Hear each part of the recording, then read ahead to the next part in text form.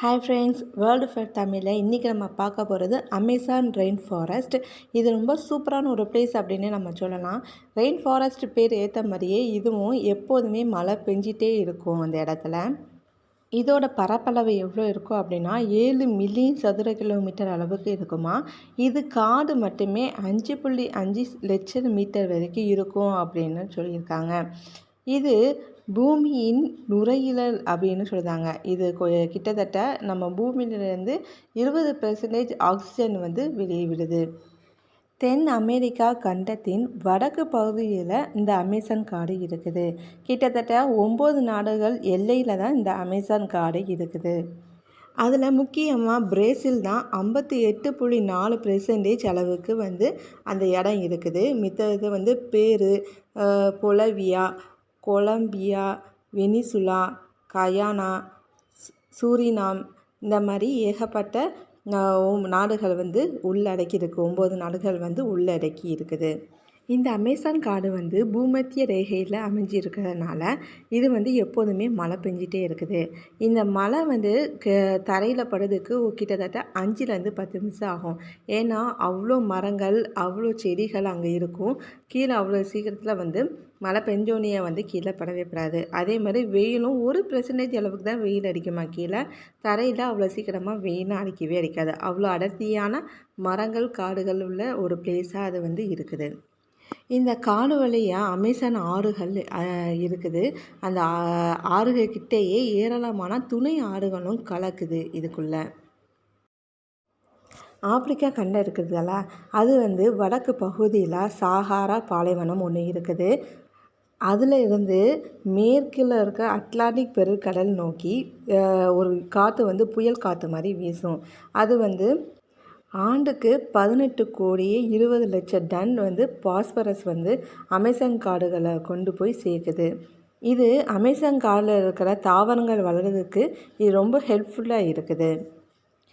இந்த அமேசான் காட்டில் பல கோடி மரங்கள் அங்கே இருக்குது.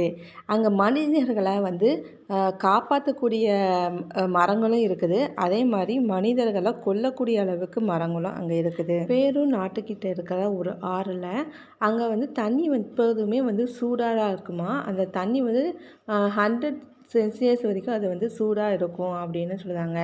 இது எதனால் சூடாக இருக்குது அப்படின்னு யாருக்குமே அவ்வளோவா கண்டுபிடிக்க தெரியலை. அடுத்தப்பில் நம்ம பார்க்க போகிறது தண்ணியில் நடக்கும் பள்ளி. இந்த பள்ளி தன்னைத்தானே காத்துக்கொள்ளவும் ஏதாச்சும் சாப்பிட்றதுக்கும் தண்ணியிலேயே ஆற்று போகிற தண்ணியிலேயே நடக்குமா. அந்த மாதிரி இது ஒரு தனி சிறப்பாக இதுக்கு இருக்குது. அடுத்தப்பில் நம்ம பார்க்க போகிறது பிங்க் கலர் டால்ஃபின். இந்த டால்ஃபின் நம்ம ப்ளூ கலராக தான் நம்ம பார்த்துப்போம். ஆனால் இங்கே பிங்க் கலரில் இருக்கும். ரொம்ப டிஃப்ரெண்ட்டாக இருக்கும் பார்க்கறதுக்கு. நல்லா கலர்ஃபுல்லாகவும் நமக்கு இருக்கும். அடுத்தப்பில் நம்ம பார்க்க போகிறது இலை அல்லிப்பூலேயே நல்ல பெரிய அல்லிப்பூவாக அது இருக்கும். இது அமேசானில் என்ன சொல்லுதாங்க அப்படின்னா விக்டோரியா அமேசானிக்கா அப்படின்னு சொல்லுதாங்க. இந்த பூ நல்லா பெருசாக இருக்கும். அதே இலையும் நல்லா பெருசாக இருக்கும். கிட்டத்தட்ட ஒரு சின்ன பிள்ளையிலேருந்து பெரிய ஆள் வரைக்கும் அதில் உட்காந்துக்கலாம். அவ்வளோவுக்கு இது தாங்கி கொள்ளும். இந்த இலையோட அடிப்பகுதியில் நிறைய தண்டுகள் இருக்கும். அதுதான் நல்லா ஸ்ட்ராங்காக பிரித்து வச்சுக்கும்.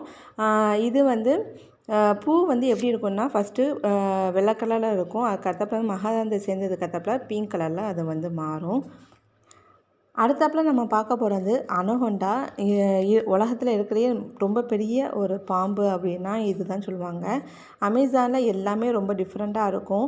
எறும்புலேருந்து எல்லாமே ரொம்ப பவர்ஃபுல்லாக இருக்கும். கடிச்சிச்சு அப்படின்னா இந்த அனகொண்டா நம்மளையே மனிதர்களையே முழுங்குத அளவுக்கு ரொம்ப வலிமை மிக்கதாக இருக்கும் இந்த அனகொண்டா. இதை பாருங்கள் எவ்வளோ பெருசாக இருக்குது அப்படின்னு பாருங்கள். அடுத்தாப்பில் நம்ம என்ன பார்க்க போகிறோம் அப்படின்னா தவளை தான். இந்த தவளை ரொம்ப வசமிக்கதாக இருக்கும். கிட்டத்தட்ட இதோட வசம் ஒரு 20 பேரை கொள்ளுத அளவுக்கு பவர்ஃபுல்லாக இருக்கும். ஆனால் பார்க்கறதுக்கு ரொம்ப அழகாக இருக்கும். நம்ம அதை சீண்டாத அளவுக்கு அது நம்ம ஒன்றுமே பண்ணாது. நம்ம பார்த்துட்டு நம்ம வாட்டுக்கு போயிடலாம். ரொம்ப பார்க்கறதுக்கு ரொம்ப அழகான ஒரு தவளைகள் அங்கே இருக்கும். அடுத்தாப்புல நம்ம பார்க்க போகிறது ஈல் பற்றி தான் பார்க்க போகிறோம். இது வந்து அமேசான் கால்ல நதியில் வந்து இந்த வகையான மீன்கள் இருக்குது. இந்த மீன் வந்து என்ன பண்ணும் அப்படின்னா, நம்ம வந்து அந்த ஆற்றுல வந்து கால் வச்சோம் அப்படின்னா ஒரு எலக்ட்ரிக் மாதிரி ஒரு ஷாக் கொடுக்கும். ஸோ அந்த ஷாக்லேயும் நம்ம வந்து இறந்துருவோம். அந்த மாதிரி இதுக்கு வந்து பவர் இருக்குது. அடுத்தாப்புல நம்ம அமேசானில் என்ன பார்க்க போகிறோம் அப்படின்னா ஸ்பைடர். இந்த ஸ்பைடர் வந்து 6 அடி வரைக்கும் இருக்கும்.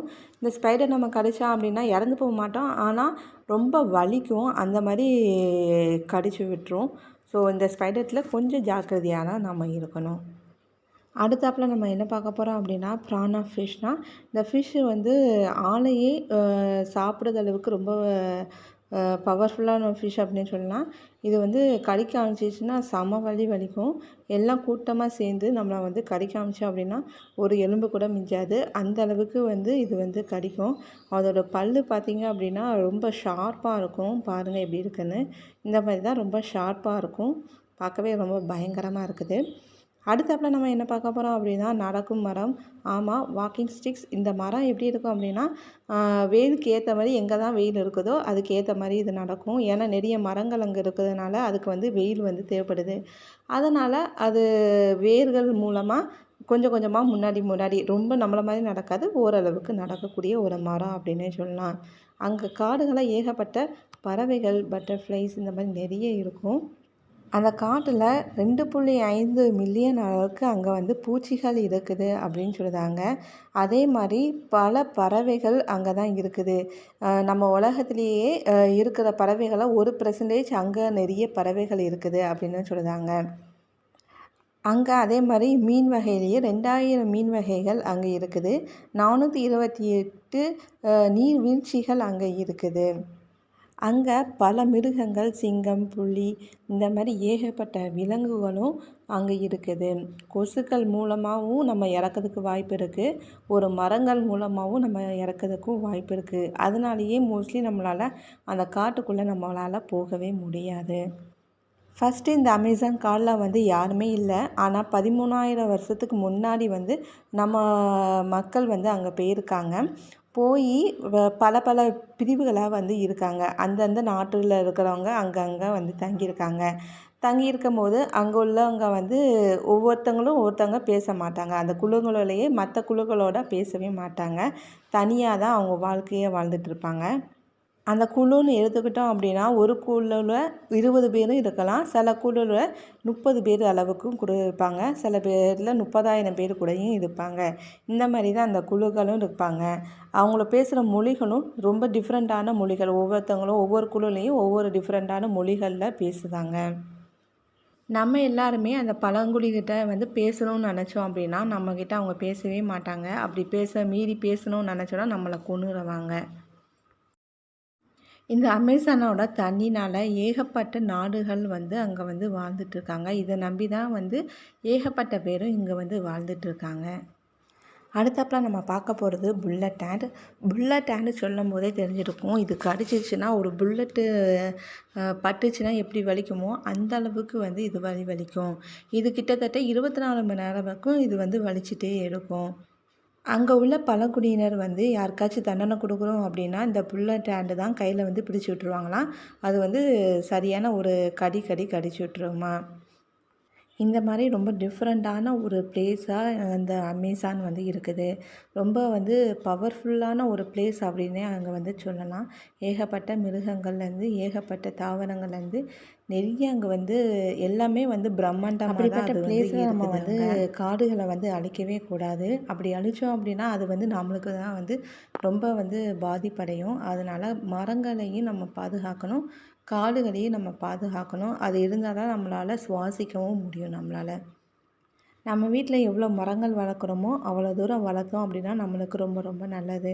இந்த மாதிரி இன்ஃபர்மேஷன் வேணும் அப்படின்னா என்னோடய சேனலை சப்ஸ்கிரைப் பண்ணுங்கள். இந்த மாதிரி நிறைய இன்ஃபர்மேஷன் கொடுக்குறோம். மறக்காமல் லைக் பண்ணுங்கள், ஷேர் பண்ணுங்கள், கமெண்ட் பண்ணுங்கள். தேங்க்யூ.